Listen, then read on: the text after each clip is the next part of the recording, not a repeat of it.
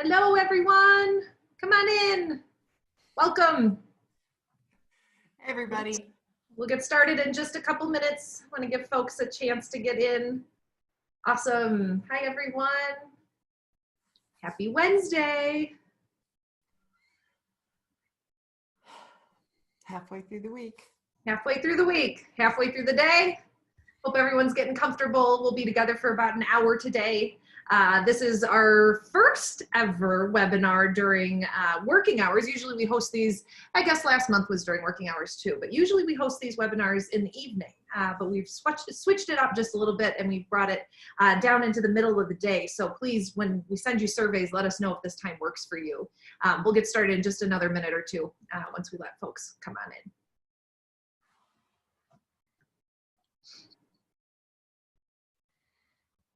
I love watching the little ticker thing. Tell us how many people are popping in. That's so fun. All right. It's 1:01 in Bozeman, Montana. I say we get started. Hello, everyone. My name is Maddy Roche. I'm XYPN's Director of Member Services. I'm thrilled to be able to facilitate this call today with our lovely executive business coach and dear friend of mine, Arlene Moss. Arlene has been in the XYPN ecosystem since day one. She's been a full-time staff member for what, nearly 5 years now, Arlene? Yeah, I'm already planning my sabbatical. It's coming soon. So. Good. Well, Arlene has been working with lots of our members over the years, helping them build the businesses of their dreams. And today we really wanted to make her time available to you to talk about the decision to go from an advisor to a business owner, because folks, we know that it's not the easiest decision in the whole world. So what we're going to do today is actually turn the presentation over to Arlene after I kind of do my typical intro. I'll go off camera. Arlene will present for about 25, 30 minutes on content that she's intimately familiar with and that she coaches XYPN members on. Then I'll turn my camera back on and Arlene and I will have a nice back and forth with questions. So please submit your questions in the little Q&A box of Zoom. We also have a whole bunch of questions that were submitted before this call that I will be using my best judgment with to select and ask Arlene live. We are recording this so you can always go back in time. Of course, I do want to make sure that you guys all know about next month's webinar. That's going to be May 6th at 1 p.m. Eastern, 10 a.m. Pacific. And that's about building your initial planning process with the XYPN financial planning coach, Emily Perdone. So one of Arlene's colleagues will be with us next month for a very similar format. And that's about it, folks. So Arlene, if you wouldn't mind, I'm going to turn my camera off. I'll see you back here in 25-ish minutes, and we'll get to questions. Thanks so much, everyone. Okie dokie, we will get cracking here and I will share my screen with you in 2 secs. Always like to make sure I share the right one. That's always a fun, awkward moment to see if I've actually done this correctly. So let's get cracking. Today, the theme, for many of you, this may be a little beyond where you are this minute. You know, a lot of the questions came in and I know you're thinking about this transition. You're getting ready to start. So I want you to kind of put your mind in a place further down the road where we join you as you've made it. You've got this thing underway, but it's not all the way to a business. It's kind of still like, oh my goodness, am I going to make it? I think I'm going to make it. That's kind of the mindset I want you in today. And then we're going to talk about how you prep your platform, you know, the platform you've created. How do you take that and get it prepared for the next level of growth? So I'm going to talk to you a little bit about some money matters, some financial considerations, and then we'll move into some hiring conversations, which I know may seem way beyond where you are this instant, but I want you having it in your mind, some food for thought. First off, let's set the stage with some definitions. I may use the phrasing practice versus business, and that is in no way meant to cast aspersions against the concept of a practice. In other situations, I use that all the time. How is your financial planning practice going? But for today, The definition of a business is that it goes on without you. It allows you to step away, maybe for short term or long term or forever, and it has resale value. Woohoo! That's a fun thing to build too. As opposed to a practice where it's very reliant on you, and if you're not there in the trenches doing the planning, it's not going to happen. A business provides planning, and that may or may not be you. So by default, as you're going from this practice to business evolution, you're creating infrastructure and you're supporting different people who may come in and out of different jobs and spaces within that business, including you. You may be one who steps out for a little bit. Also, as I coach advisors, I ask them to try to think in like a 3 to 5 year window. When we talk long-term planning, and we're going to touch on that real briefly today, but really long-term visioning, going through exercises, that's more of a 10-year window, maybe even beyond. But if we pull all the way back to 1 year, it's a little too short. It's just here before you know it and you can't make changes. So for this concept of transitioning, I like a 3 to 5 year window. So have that in the back of your mind. So let's get started. I like to compare this part to taking your car into the mechanic before you head out on a road trip. You want to check the basics, make sure nothing's going to go off the rails, when you're just down the road. So you're checking in. And so today we're kind of talking about what would that check-in look like? What would I be paying attention to? You may have some foundational work to do as you get ready to take your practice to the next level. The 3 areas I like you to pay attention to are your business operations. And we're going to talk about that in just a sec. We do a quick lifestyle check-in, and then we have some diagnostic numbers that I want you aware of as we go through that. Now, as we go, I probably should have opened with this. Today's presentation is actually a super squished version of a 4-week webinar series we've got for our XYPN members. So if I sound like I'm trying to blast through, or you have something where you're like, wait, what? That's all she's saying and we're done? Just hang in there. When you join XY, you'll be able to come to the whole deal and get all of it. And just know, there's a lot more depth to all of this. I'm very much on a food for thought stage right now. So hang in there, buckle up, and we're going to zoom on through this. So very, very first key to checking your business operations is making sure you know what the heck you're creating. Now, you're going to do this at the very, very beginning when you launch, but then I also love to pull my clients back to doing this again periodically as they grow, because your vision can actually change. What you thought you wanted 10 years down the road, well, you know what? 5 years in, you may have shifted a little bit. But what doesn't change generally is your why. And I pull people back to this, that reason you get out of bed in the morning, that dream you've got for how the world's going to change because you were here. That tends to be pretty static, but people will forget about it. They let themselves kind of get bounced around and nudged out of their lane, and they forget. So I like to periodically have people come back and just reaffirm, that's what the heck I'm doing this for.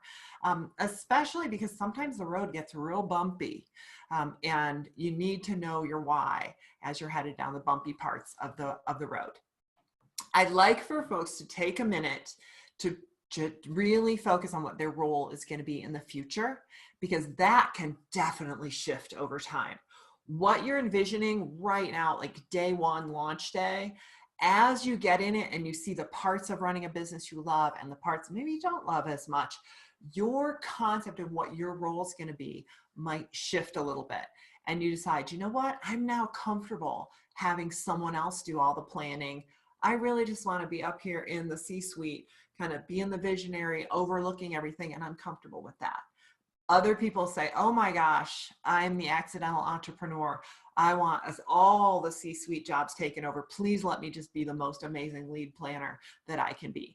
There's no right or wrong, but it does take some time to really stop, think about where you want to be in the future, and build the business that's going to get you there. I always have folks revisit their mission statement and their vision statement. I put this up, we're going to blast through this. I want you to make a little note of this 3-step process to create your mission statement if you don't have one already, or revisit and refine it. We're trying to get to what is the reason you're here? Why is your business going to exist? So we start out with brainstorming, and you pull in all the words that apply to your business. And when I say all, I mean just throw them out there.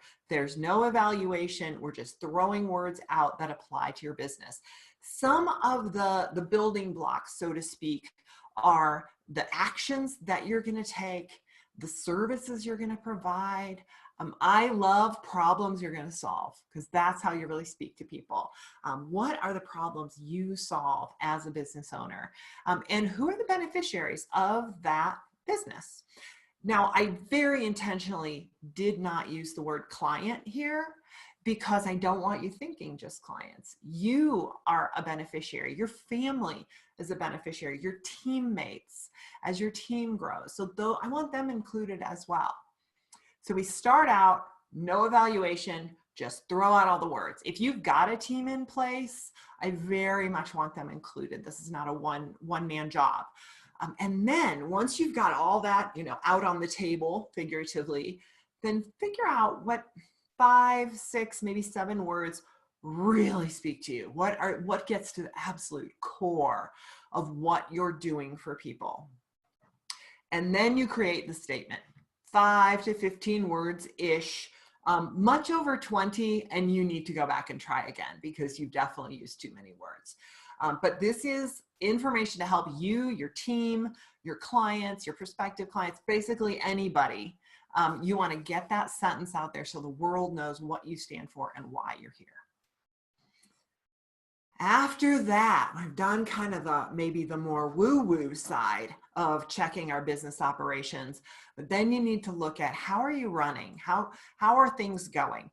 Again, each of these things can be repeated, should be repeated periodically as you run your business. Take a look, what things are running smoothly. I tell folks, hey, it's okay to not be perfect. It's actually preferable you not be perfect, because if you wait for perfect, you're never going to go anywhere. So it's okay to have some imperfections, but I prefer you're not a hot mess when you try to transition from this practice to business concept. So take a look. Are things running pretty smoothly? Once you see that, then take a look at your processes. What needs to be refined or even documented? You may still be in all my processes are in my head stage. That's okay. But it's time to get those babies documented, eventually put into workflows. And that way you can take chunks of them out and assign them to other people. This is preparing for you to give up control and create a team so that this business can run without you. Your job is to put yourself out of a job, or at least put yourself out of the parts of the job you don't want. I love, as a team grows, that you create consistency. By getting that process in place, you are creating consistency between the different advisors you have. And that way a client knows they're a client of the firm. They're going to get handled. Even if you leave, they're going to be in good hands, which is going to help your attrition and help your firm value. So you're putting in a plan in place for delegating. I use the word outsourcing, and I really should have corrected that now that I look at it. It's really more delegating. It may be outsourcing, sending it off to a bookkeeping firm. Maybe you hire FA bean counters or someone like that. But it could also just be delegating in-house. You actually hire a bookkeeper in.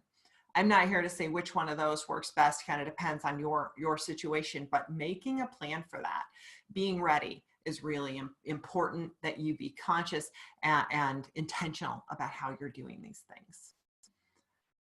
I very much want folks checking their lifestyle. One more thing that we do periodically along that growth process.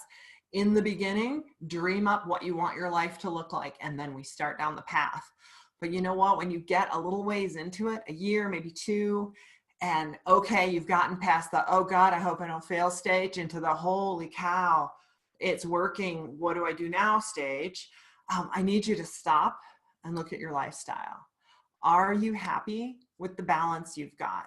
Is your team on board and happy? Are they ready to go to that next level?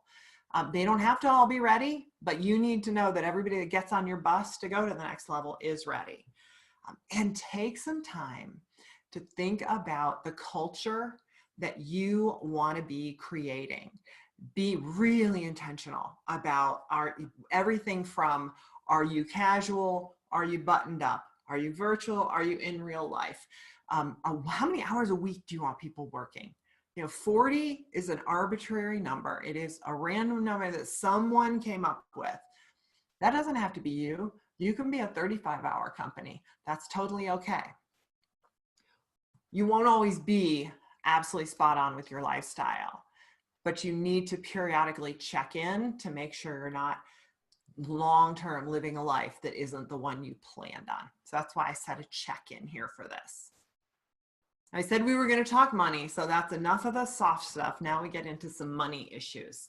I'd like to teach you a little bit about some profit margins that you're going to be looking at and that you'll transition from as you make that process from practice up to business. The profit margin, that's showing where you're headed, where you're going. We need to make sure you're evolving to a place where you are paying yourself a market wage, a replaceable wage, as it were. I want to make sure that you could replace yourself if you want to go on a sabbatical to Europe for 6 months. So I find folks know these numbers academically, but they don't always apply them to their own business. So this first one, earnings before owner compensation. I think for most of the people on the call, that's probably where you are right now. And that's a dandy place to be. That's where everyone starts because we're aiming for about a 70%, 65 plus is lovely. 70 to 80 is really a sweet spot.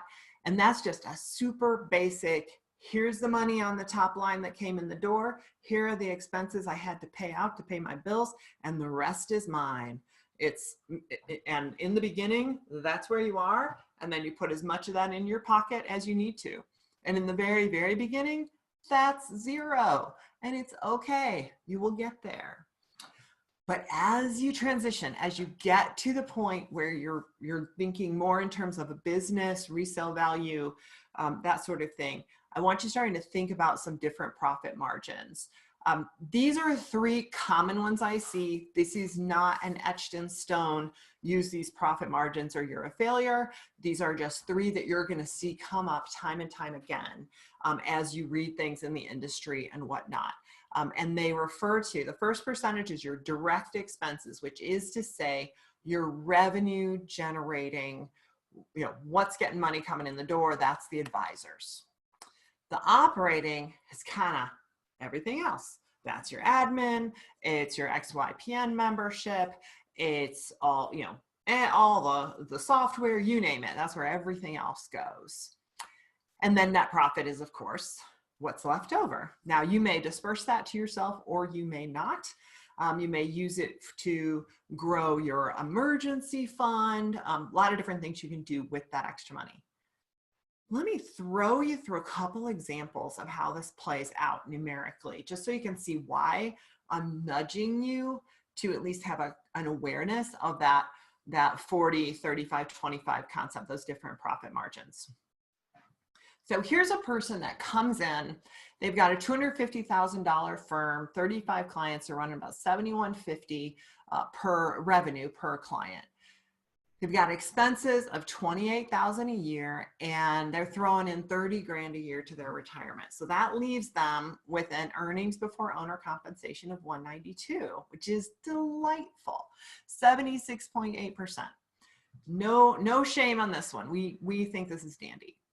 When this same person goes and they decide to hire an admin because they're sick and tired of doing all the admin, they have same revenue. We're keeping this super simple today. In real life, when you get an admin, you've got free time and hopefully you're going to go get some clients. But let's assume this person didn't want to do that. They just kept their revenue flat.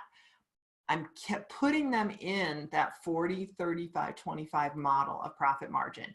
Now they've got 100 grand they're paying to themselves.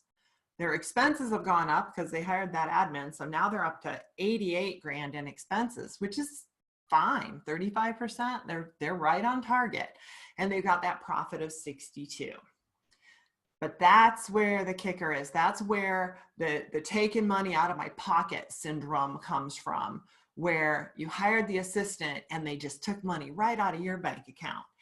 That's why I want your head around that 40% so that you're already emotionally transitioning to, this is the amount of money that should pay the human beings that do the work, and this is the amount of money that's profit margin for the owner. So if you were not working at all in the company, you would still be getting that profit margin. And it helps you not feel that resentment. Hopefully you can also put yourself in a mindset where like, hey, there's a whole lot of stuff I'm not doing now that I have that $30,000 admin. Also, keep in mind, this is an example for a $250,000 firm. This person's a ways down the road. You have a lot of options on part-time and outsourcing. You'll be amazed if you're in the early stages. You will just be stunned at how much just 5 hours a week with another person will help. So don't feel as if we have to go from 0 to 30K in 1 minute. And also, don't feel as if you've got to figure this out on your own. We've got some benchmarking surveys. Just want to give you a tip on this one. XYPN puts out a benchmarking survey every year. Dimensional funds and FP transitions also have some really nice surveys. If those are companies that you use, I recommend that you be in touch with that and use their resources. Now I am going to zoom over. I can see the chat log. Okay, cool. That's just us. I didn't have the chat log open, and I wanted to make sure we were just seeing all kinds of fun stuff, and I didn't have a bunch of questions out there. So fantastic. Thanks guys for being so awesome on the chat over there. Okay, moving on. Now we get to talk about people. This is a huge question I get as people are getting to that, holy cow, it's actually working. What do I do now? I'm drowning. You know, they want to figure out who to hire. When do I hire them? What are they going to cost me? Oh my gosh. Kitsis has a quote, the hardest hire is the first one. It is very expensive to double the headcount of your business all at once. Holy cow, it sure is. Because odds are when you double the headcount of your firm, you aren't even paying yourself full wages yet. You're probably going to do it when you're still earning paraplanner money, maybe admin money. So it's gonna feel like they're just yanking money right out of your pocket, but it's an investment for the future. So hang in there. You need to figure out what you need. And what you need isn't gonna be the same thing as someone else. Don't feel as if you have to do what all the other cool kids are doing. You get to figure out what you want. Do you need some breathing room? You just flat out want to work less? Do you just need good old-fashioned money? That's going to point you down the advisor, associate advisor, revenue generating path. You know, client capacity. If you're totally swamped doing things and you need someone to pull stuff off your plate so you can sign more clients, that is a-okay. But know what it's going to cost you. We've got some industry averages here. This is from the CFP Board's Career Paths Guide. I included the link there. It is a fantastic, it's about 70 pages. It is wonderful. So as you're building and growing, I strongly encourage you to use that as a resource. So this is salary averages. So you can kind of see what we're looking at. You know, you're going to be way down there in that analyst stage probably when you make your first hire. But remember, your first hire can be part-time. So that's okay. Also, keep in mind, as you're growing and adding benefits, which you don't need to do right out of the box, that is going to be another about a third of the cost of an employee. Next question I get is, okay, I'm ready to hire someone. How much is it going to cost? How do I cover it? And people do this simplistic thing. We say, oh, okay, I'm going to hire an admin. If I'm going to pay $30,000 and my clients run $4,000 or $3,000 a piece on average, I need 10 new clients, or whatever your simple math is. We are going to zoom through some examples to show you that you can't hold too tightly to the simple math. Okay. So we're going to hold tight to our 40, 35, 25 ratios. I'm using $1 million revenue just because it's a simple example and the numbers work. There's no reason to get crazy and use silly numbers to make math harder. So we're going to do a scenario real quickly here about a $40,000 admin and what the heck you need to do if you're going to hire them. Okay. We need to think about if you are, if you're at capacity or not, and I'll show you how that will impact things. So this first scenario, this is the simplistic one, right? If I want a $40,000 admin, I'm going to have, in this scenario, I'm going to say my $4,000 average, I get 10 clients. So now I've got my operating expenses are covered. Look at that profit margin. It's still 24%. It's fine and dandy. There's no shame in this, except if I keep doing it, I'm going to just chip away at that profit margin, and you're not getting anything else in your pocket. All you're doing is providing jobs for other people, which is lovely. And if it's giving you a lifestyle you want, no shame in that. But let's take a look. This is going to get smaller and smaller as we go. Be prepared. This is assuming you've got, capacity, your professional staff, with your associate advisors, you've got some room, but you want to hold tight to that profit margin. In this case, that $40,000 is going to bump you up. You need to have $1,052,000 to stay at that 25% ratio. Again, you've got capacity in this scenario. So if you've got 400,000 in direct expenses, that probably means you got 3-ish advisors. So you're hanging in there. Each of you can take a few new clients and you're fine. Where it gets ugly and the math gets more confusing is if you are at capacity. You have no more room at the end, but you want to have a new $40,000 admin. You've got to have enough to cover the admin and to cover the person that's going to generate the revenue. So this is where it gets a little ugly. We're up to 29 clients at a $4,000 average. All of this, you can see that link at the bottom. All this is coming from an old Think Advisor article. It's from 2004, but it's a timeless classic. But if you go out and follow that link and look at it, you're going to find it's all done like a giant story problem. And I found that to be absolutely painful. I apparently am not good at story problems. So I wanted to show you the basic algebra here. If you're like me, you love algebra, which means you're probably not like me. Most people don't.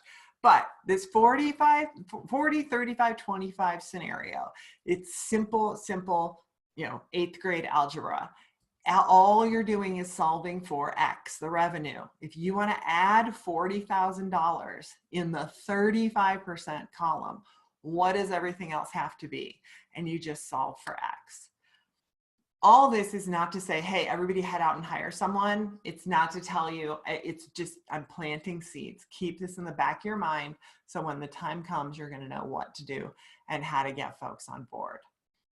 We've got a few more slides, a few more tips on hiring, and then we're going to open it up for the questions. So job descriptions and career path. The biggest thing here, do it before you need it. All the other bullets aren't important. Do it before you need it. It's the biggest thing.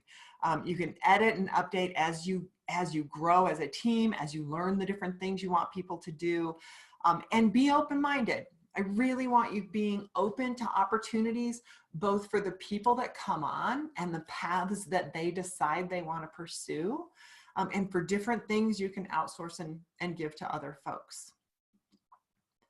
When you are looking to find this person, and these tips really apply whether it's a W-2 person or a 1099 person, whether it's full or part-time, You can use recruiting firms.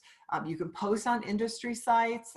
Every site I know of anyway has some manner of job board out there.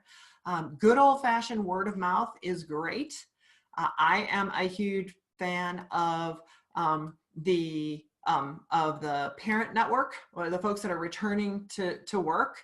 I think as an alum of the parent network, I took time out to get my kids on the right track and then came back to work. And I love it. So you find some real amazing resources there. Your centers of influence will know folks that can work with you and will be good, good folks for you to have on your team. And of course your clients, they know what your life is like. They know what the culture is like at your firm. They'll have some really good ideas for you. I do want you to remember inclusive hiring practices. Do your research on this. Please go out and learn as much as you can about using appropriate phrasing. I am the first one to do this, and Maddy maybe can relate, because she and I tend to use this, you're crushing it. Oh my gosh, you were killing it on that webinar, or whatever. We use this really forceful language.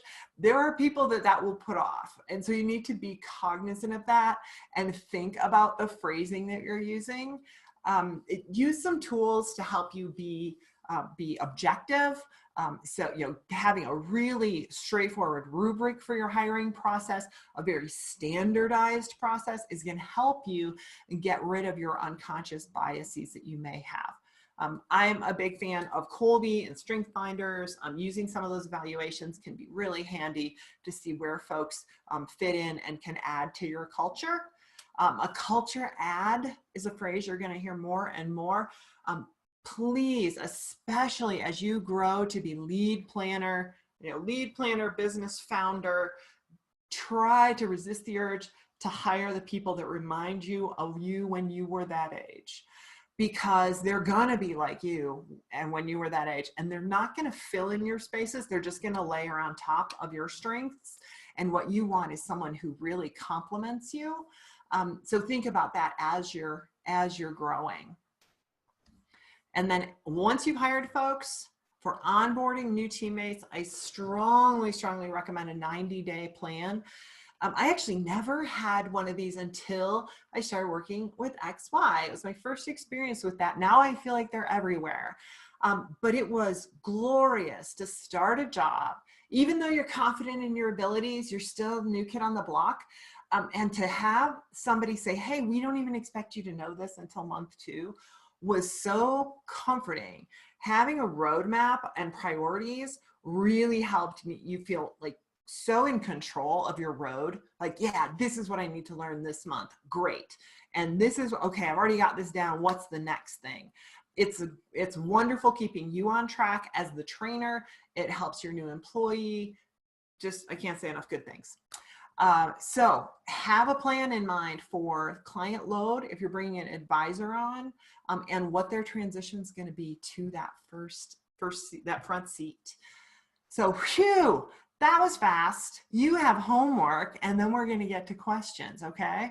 And I'm going to throw this up here. These are all the different things we throw out there for folks who are, working through this concept of taking their business to the next level.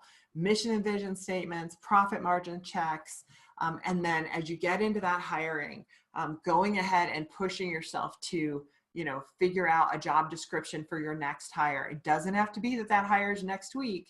That could be a year from now, but just starting to work on career path documentation, because all these things take time and multiple iterations. So I want you working on those as you go and as you grow. So Maddy, I don't know if you want to pop back in. I'm going to turn off the screen share just because I can see people better that way, or see you better that way, if that's okay. And then we can get to Q&A. How's that sound? Yes, that sounds great. Thanks so much, Arlene. Wow, so much covered. I appreciate your quickness, but man, lots of topics to think about, folks, as you consider becoming your own boss, your own business owner, and even potentially an employer. I know that becoming an employer can be a very big question for a lot of folks as they get into this space. So thanks for covering all of that, Arlene. I do want to make sure that we answer some of the questions that came through. One of the easier questions that came through, not easier, but 101 questions that Arlene, I think you can give some ideas for, is how to generate leads as you start your practice. What are some of the main go-tos for folks in their first year? Oh my goodness gracious. Okay, that's a good one. There are a lot of different ways, so don't ever feel as you have to pick the best one. When we look at the XYPN benchmarking survey, we still see that the bulk of new clients are coming from referrals, friends and family referrals, client referrals, center of influence referrals. Don't be afraid to do good old-fashioned networking. And networking can be in real life or online. It's every year I notice just a shift from, yeah, I guess you can do this online thing, to, oh yeah, you definitely go join the Facebook groups, get in the LinkedIn groups, start your own groups, connect with people and do that online networking, especially right now when we're all stuck at home anyway, and you couldn't go to a chamber event if your life depended on it. Your life depends on you not going to the chamber event, actually. So don't be afraid to jump in.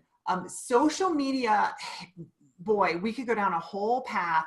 It's not going to necessarily get you huge leads right off the bat, but social media seeds are worth planting.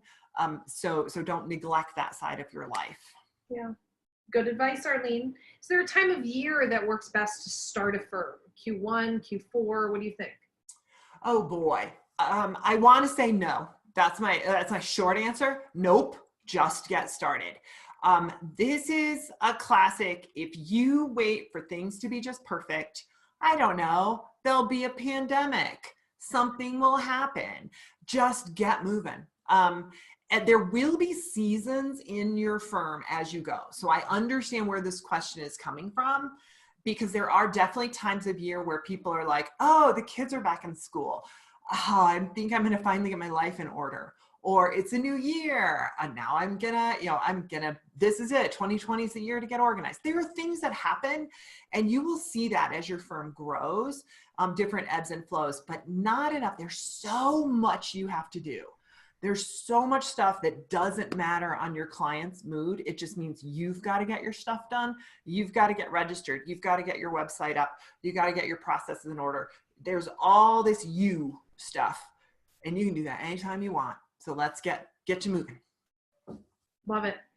What would you say is the biggest obstacle to starting a firm, and what can you do to overcome it? Oh boy, the biggest obstacle. Golly Wally, I've been working with you people for 15 years. I've been doing this since 2004, and marketing is still the biggest obstacle.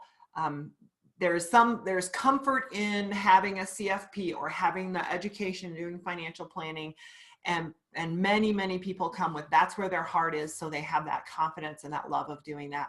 Marketing is not where their heart is. If it were, they would be running a marketing firm. That's always the beast that gets in the way, but it's surmountable. You can do it, and you don't have to be perfect and wonderful. We just get you in there, get you, not knocking on doors, but we're going to get you talking to people and signing clients. Eventually you get to have your clients be your marketing department, because they're going to refer people to you, and you don't have to do it anymore. Great. All right, let's talk about insurance for some of the folks on the call who are currently in the insurance biz. How do we address that? How do you get around insurance when you're a fee-only advisor?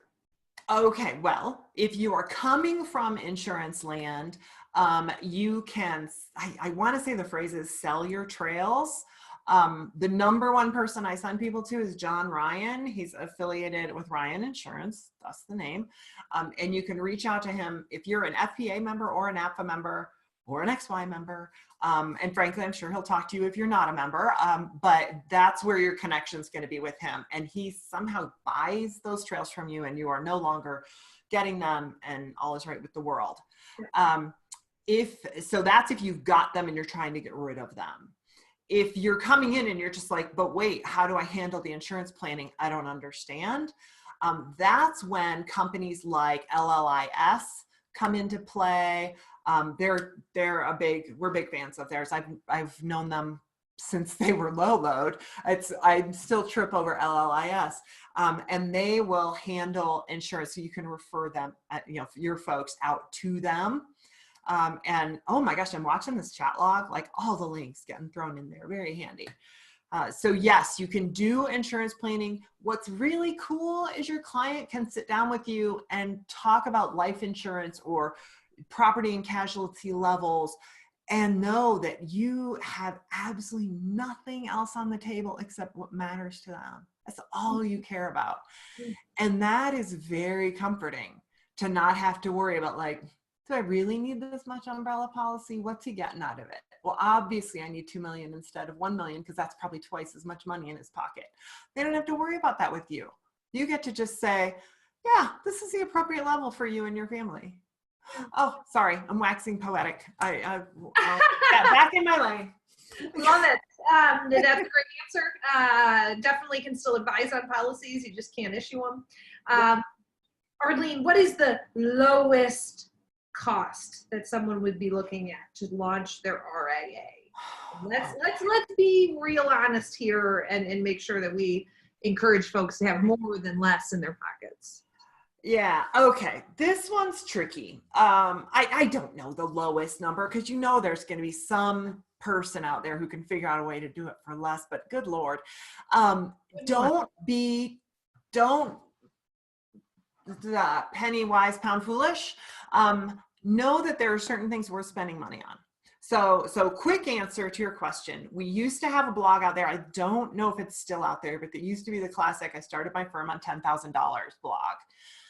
And I love the person that wrote it deeply. She is wonderful, wonderful human, and I'm happy for her. But I feel like that is a little bit of a diet ad. Your results may vary. For a long, long time, I have told people like, hey, count on 15 grand, easily count on 15. And that, to be honest, I haven't been in that space where I have to think of exactly those costs for a while. So I could be definitely off on my numbers. We have a super cool download, and I bet it's in the chat log already. We have a really cool budget download. And the reason I love it is it has 3 different scenarios, kind of a low, middle, high. You can look at it and see what they're spending money on. Did they have office space? Some people are going to need office space immediately. Others are going to work out of their house for the next 20 years, and it's totally okay. So that's why this one's a lot trickier than just, hey, give me the smallest number ever. So get that download because I love it. I use it on webinars and in calls with folks all the time because I just love those 3 scenarios. But really think hard about what, if I invested in this, calendaring tool, how much time am I saving in scheduling? Have you ever gotten in the email battle? I can meet Tuesday at 3. Oh, I can't do that. Can you do Wednesday at 4? Oh no. Oh, Friday? Can you do anything on Friday? I hate those email threads. Get Calendly, get it set up, pay the money, and move along because your time is worth more than that. Oh, okay. I'm on a rant. Sorry. I'll roll it back in. Sorry, whoever I'm assaulting. I'm getting closer to the camera, like yelling at people. So there's, we do have that first year budget. I think we've got examples of 10, 15, and 20, or even higher than that of building firms. I totally agree with Arlene. Do remember you need to replace an income as well. So it's not just hard costs out. It's also, if you're not working, what's your lifestyle? Because if it's a very expensive lifestyle, you're gonna need a lot more money to get you through that first year. I will tell you from experience, having conversations with members that are leaving because they did not plan well enough in terms of how much money was in their bank account, are some of the harder conversations we have. So err on the side of being very conservative in terms of how much you have prepared. Arlene, how do you do estate and tax planning with clients without being an attorney or an EA? Are those services referred out?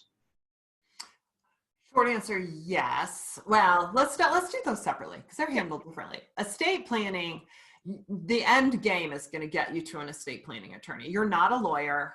Don't do that. But what's awesome here is you're helping your client prepare, and you know them better than just an estate planning attorney they're going to bump into for a couple hours.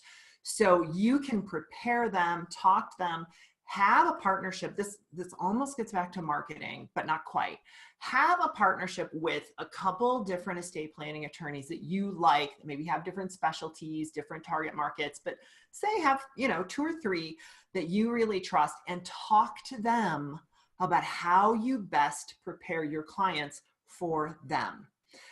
If they're good at marketing, they're going to know how to tell you this. Okay. They may not, so work with them.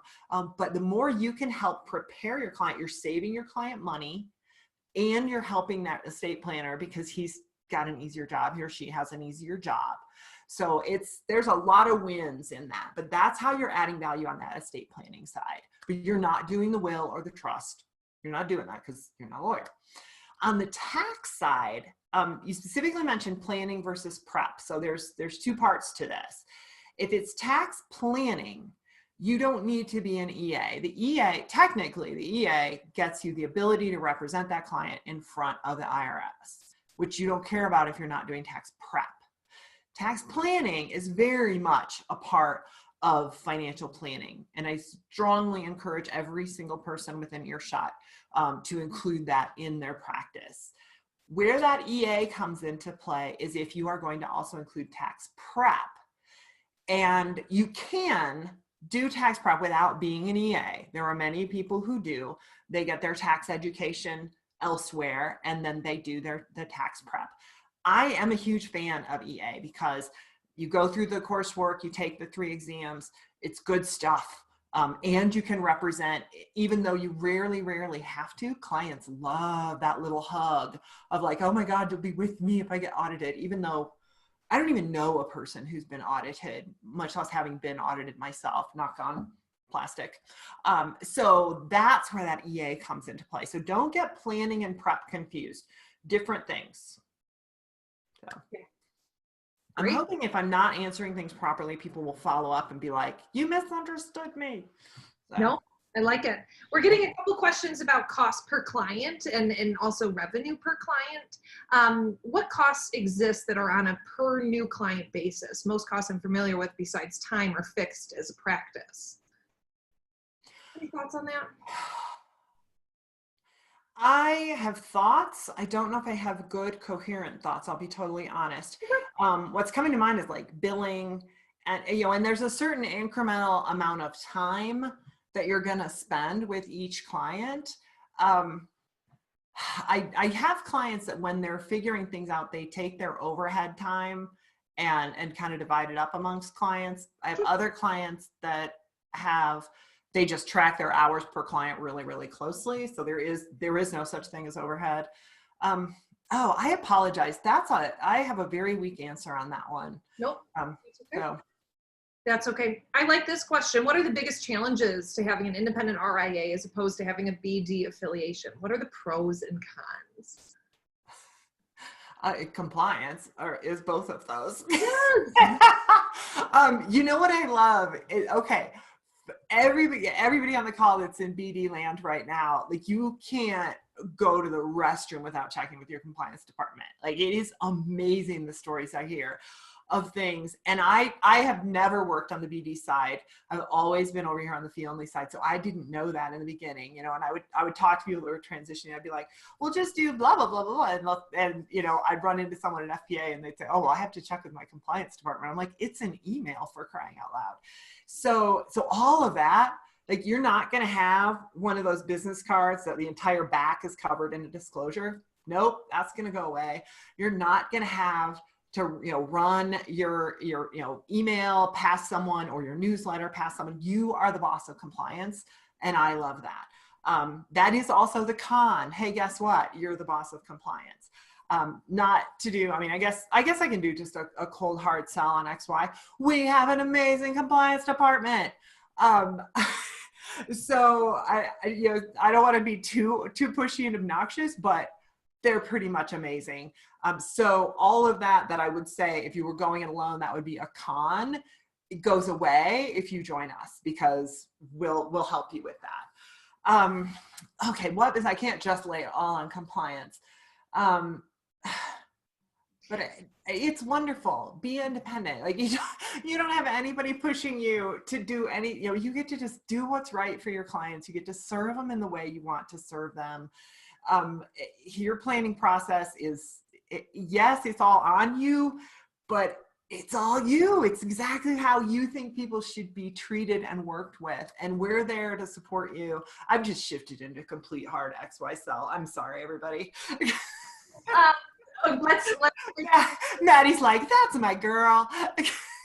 it is hard when we talk about those things to not think about the XYPN package. Yeah.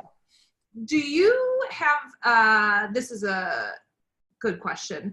If you charge an AUM based fee, would that disqualify you from being a fee-only advisor? Maybe this is our opportunity to coach a little bit on what it means. Yeah, no, it doesn't. It doesn't, because AUM is assets under management. It's just a percentage of the money, as opposed to a commission. You get a commission, bad news. But if you are AUM, that is fine and dandy. You may perhaps getting confused because you will meet folks out and about in the world who will say, oh, I'm fee-based. And that is like code for some of my stuff is fee, and a lot of times that's AUM. But the based is their way of saying, and by the way, I get some commissions on the side too. So that may be why you're tangling in some confusion on AUM. But nope, AUM is fee only. You can do it or you cannot. We have a lot of nice information on how to not do AUM if that's something you're trying to get away from, but we're not here to make you get away from it at all. Yep, great.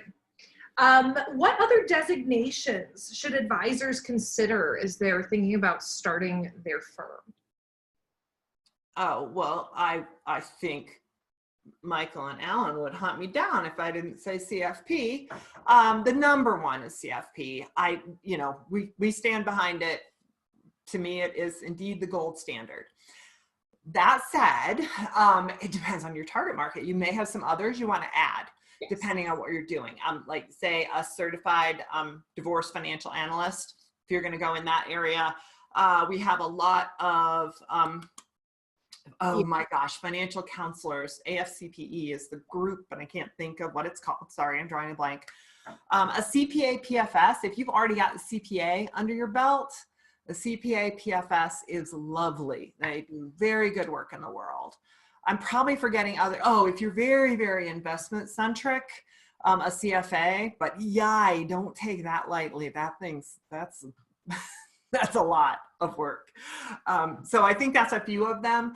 What is great when you're coming across some that are perhaps less well-known, reach out to the forums you have access to, just do a little research, because there are a lot of wonderful designations that are real focused depending on what you're doing. And then there are some that are fly by night. And it can be really hard to tell the difference, because it's easy to get a really cool website out there and look very, very legit. So do your homework, do some due diligence on those. It's smart to be cautious and ask that question. Yeah, I totally agree. It's really interesting though to hear of these different niched designations that you can get really based on the type of client you end up working with. So that may be a really good decision to make a couple years into it too. Is there more continuing education to get? Exactly. Interesting question, Arlene. What about the pros and cons of starting your business in a metro area versus a rural area? Taking into consideration that if you were to start a business in, say, Brooklyn, you might be just on the same block with 4 other fee-only planners. Whereas if you were in Bozeman, Montana, you may be one in the whole state. Oh boy, there's some good and bad to both of those. So much like the seasonal question, I want you to just tackle this. I don't want it to be something that keeps you from launching. Okay. Yeah. So if you're out in the suburbs, don't think, oh my God, I've got to move to the big city to be successful. And if you are in Brooklyn, then please don't think you've got to move to Connecticut to make this happen, or wherever people in Brooklyn move, they go to the suburbs. um, there, okay, I'm trying to unpack all this. You mentioned having lots of fee-only folks around. That can be really good. I think it's more good than bad because it means the community has probably got an inkling of what fee-only means. So you're not the first one blazing the trail trying to explain that, no, you're not selling insurance. Also, and take this and hold on to this knowledge for the foreseeable future, NAPFA advisors, fee-only advisors love to refer to other fee-only advisors. So if they have a minimum, if they have a target market that's really focused and someone comes in the door and they don't fit that minimum or they don't fit that target market, they very much want to send them to you, a fee-only advisor, rather than say, sorry, I can't help you. Best of luck with, you know, aforementioned commission salesperson. Okay, so keep that in mind. That said, you know, if you're out in the burbs or rural, it's a little tougher because nobody else has necessarily, you know, painted the idea of what fee only is in your town. You might be the one doing that, but hey, you're also going to be the only game in town for anybody that does hear about fee only. And in this lovely world with internet, more and more people, the world is getting smaller, as they say, more and more people are gonna learn about this. We have a member up in Spokane who, when she joined, she's a woman. She was the only fee only, and apparently girls didn't do financial planning in Spokane. And I remember being on a call with her one time and she's like, well, I was nagging her about networking. She's like, oh, I can't go to that. Women don't go. And I was like, what? Like, what millennium are we living in? And it's like, women don't go yet. You're about to be the first one. Boom. And basically, you know, virtually shoved her as much as I could through a Zoom room to go to that networking event. Now we have, what do we have, Maddy, 4 members up there? So it was just ripe for fee only. She just happened to be the poor person I had to be first. But anyway, whew. Remember, folks, of course, if you're running a virtual practice, you're not confined to just the folks in your zip code. So exactly. I was going to have you try to answer one more question, but I think we're going to have to wrap this call up. If we can get, maybe I can give a couple wrap up comments, and then maybe we can toss you one more question. But you are going to get a survey at the end of this, and I really encourage you to fill it out. We spend a lot of time preparing for these webinars. We want them to be really helpful for you. So please let us know what other topics you want to hear about, whether you liked it this format or not. And then, of course, be sure to come back next month because we're going to have another XYPN coach on the call. This will be Emily Perdone, and she is our financial planning and process coach. So if you've ever wondered what are the main processes, what are the main components to building processes, come and listen. Not only will she do a coaching component like Arlene, but she's going to be able to answer questions at the end. And I know we did have some questions about process today that we didn't get to. Yeah. Arlene, we do have one more minute, so I want to ask you recommendations for folks who are thinking about starting in terms of either finding a business partner or maybe identifying a firm that would be interested in partnering. Is there any recommendations or resources or ideas you have for folks that maybe want to do this but not do it totally alone? Oh boy. Okay, there were kind of 2 elements. One is like starting on equal footing as a partner. I mean, the other was like joining a firm, maybe on a partner track. You know, get involved in the industry. XY, FPA, NAPFA, you know, whatever, not necessarily all 3, but, you know, get involved so you're connecting and networking with other advisors. A lot of that is going to come word of mouth. If you're willing to go, you know, associate advisor, then you can go kind of a new planner recruiting route and have someone, you know, help you get hired. But that's more of being hired than partnership, which this person seems to be asking about. You know, it's, oh gosh, BB, our sales coach says we're not supposed to use the dating analogy anymore, but I don't have a better one. You know, it is like dating. So you've got to get to know people. You've got to see, do you have the same mindset about working with clients and what you want to grow together? I see in XY, and Maddy, you can probably speak to this even better than I do, but, you know, I see a lot of people getting to know each other in XY. They started and then they're like, you know, we're doing the same thing. Let's combine forces here and make it a little easier. And so we're seeing a lot of that just come about very organically. So get involved. I guess that was my long-winded way to just say get involved and talk to people. Really good advice. All right, folks. Well, this was a fun hour. I can't wait to see you all next month. Feel free to register for that. Send in any questions you have ahead of time. We'll try to cover them all. And of course, if we don't get them covered and you end up starting your firm, come on into XY and we'll get them answered then. Oh, absolutely. Everyone has a safe, wonderful, and happy Wednesday. Have a good rest of your day. Thank you so much, Arlene. Thank you, Maddie. This has been fun. Thanks, everybody. Look forward to seeing you.